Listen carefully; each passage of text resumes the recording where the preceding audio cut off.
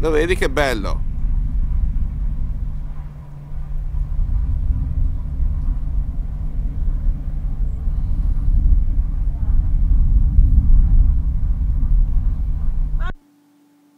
Ecco come realizzare dei suoni veramente incredibili, tipo quelli che ho visto nelle registrazioni dei suoni strani della Terra.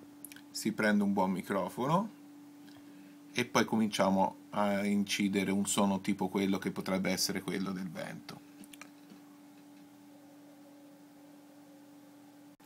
Sentiamo il suono dal microfono come è stato registrato originariamente.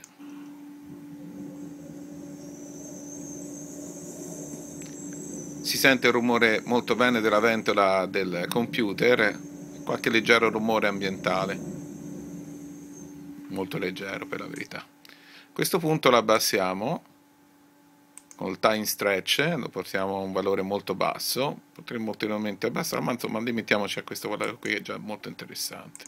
Sentirete già un piccolo cambiamento.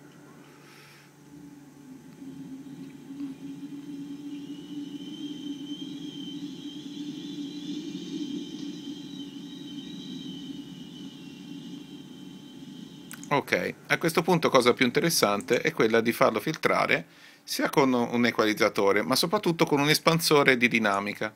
In questo caso noi usiamo un multicompressore espansore e portiamo un valore molto alto alle basse frequenze, ottenendo completamente le basse frequenze. Lo attiviamo e renderizziamo. A questo punto abbiamo delle casse molto buone che riproducono anche 40 Hz senza problemi qui in casa. Sentirete a questo punto vibrare tutti i vetri delle finestre e devo stare attento a non alzare troppo l'amplificatore, se no potrei anche, se rischio di spaccare i vetri. Comunque sentiamo il risultato, sentirete udire i vetri vibrare non poco.